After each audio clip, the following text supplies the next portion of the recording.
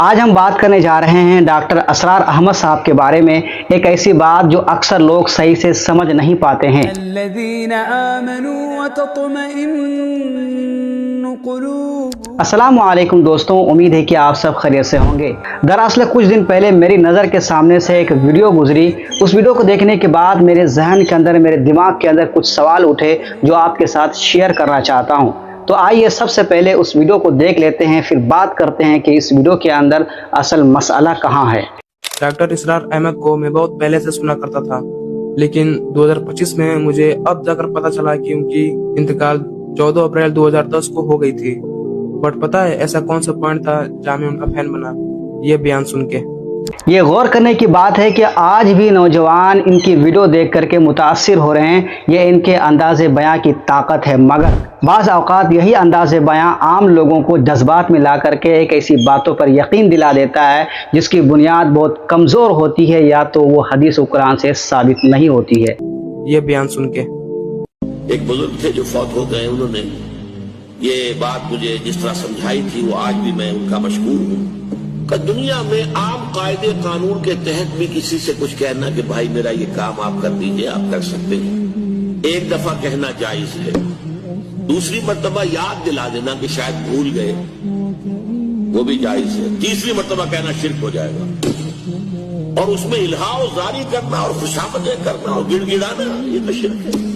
اب یہاں دھیان دیجئے کہ خود انہوں نے کہا کہ مجھے یہ بات کسی بزرگ نے سمجھائی، یعنی یہ بات کسی بزرگ کی رائے ہے، نہ کہ حدیث و قرآن کی۔ اب ہمیں کسی شخص کی باتوں کو دین کا حصہ بنانے سے پہلے تحقیق کرنی چاہیے، کیونکہ یہ کہنا کہ کسی سے تیسری بار مانگنا شرک ہے، یہ کوئی چھوٹی بات نہیں بلکہ بہت بڑی بات ہے، اور ایسی باتیں بغیر واضح دلیل کے نہیں کہی جا سکتی ہیں۔ تم نے یہ سمجھا ہے کہ تمہارا کام یہی کر سکتا ہے، کام کرنے والا تو اللہ ہے۔ لا فاعل فی الحقیقت ولا مؤثر الا اللہ۔ حضور نے فرمایا کہ اگر تمہیں جوتا باندھنے کا تسمہ درکار ہو تب بھی اللہ سے مانگو، کسی کے سامنے سوال کا جو ہاتھ جو ہے وہ دراز نہ کرو۔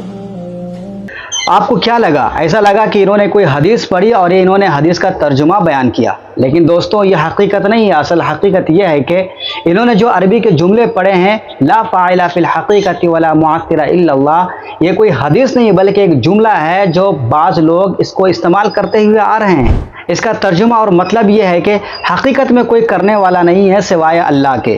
اس کے بعد انہوں نے کہا کہ نبی صلی اللہ علیہ وسلم نے فرمایا اگر کسی شخص کو تسمہ یعنی جوتے کی ڈوری کی بھی ضرورت ہو تو اللہ سے مانگو۔ یہ حدیث ضعیف ہے، کمزور ہے۔ شیخ الالبانی رحمہ اللہ علیہ اور دیگر علماء کرام نے اس حدیث کو ضعیف قرار دیا ہے۔ لا فاعل فی الحقیقت ولا مؤثر الا اللہ۔ حضور نے فرمایا کہ اگر تمہیں جوتا باندھنے کا تسمہ درکار ہو تب بھی اللہ سے مانگو، کسی کے سامنے سوال کا جو ہاتھ جو ہے وہ دراز نہ کرو۔ اللہ نے تمہیں ایک عزت نفس دی ہے، اس عزت نفس کو ڈھیلا نہ بناؤ، کسی کے سامنے جو ہے اپنا ہاتھ پھیلا دینا، اپنی عزت نفس جو ہے تو ختم کر دینا، مت مانگو کسی سے۔ اب یہاں دیکھیے، پہلے انہوں نے کہا کہ کسی سے بار بار مانگنا شرک ہے، اب یہ کہہ رہے ہیں کہ یہ ہمارے نفس کے خلاف ہے۔ یہاں تضاد ہے، یہ دونوں باتیں بالکل الگ الگ ہیں، کیونکہ شرک کا تعلق عقیدے سے ہے، جبکہ ہمارے نفس کے خلاف ہونا یہ عمل سے تعلق رکھتا ہے۔ یعنی پہلے انہوں نے اسے عقیدہ کا مسئلہ بنایا، اب یہ اسے عمل یا اخلاقی پہلو کی طرف لے جا رہے ہیں۔ دوستو ہمارا مقصد کسی پر تنقید کرنا نہیں ہے، بلکہ صرف آپ کو یہ سمجھانا ہے کہ دین میں بات دلیل کی ہوتی ہے، نہ کہ کسی کی باتیں یا جذباتی بیان۔ ایک عالم کی بات سننا بہت اچھی بات ہے، لیکن بغیر تحقیق کی کسی بھی بات کو اپنے ایمان کا حصہ بنانا یہ آپ کے لیے بہت ہی خطرناک ہے۔ اگر آپ کو یہ ویڈیو پسند آیا تو لائک شیئر ضرور کرنا، اور ابھی تک آپ نے مجھے سبسکرائب نہیں کیا تو ضرور کر لینا۔ اللہ تعالیٰ سے دعا ہے کہ اللہ تعالیٰ ہمیں حق بات سمجھنے کی توفیق عطا کرے، آمین۔ جزاکم اللہ خیرن۔ پھر ملیں گے انشاءاللہ اگلی ویڈیو میں، تب تک کے لیے دعا میں یاد رکھنا۔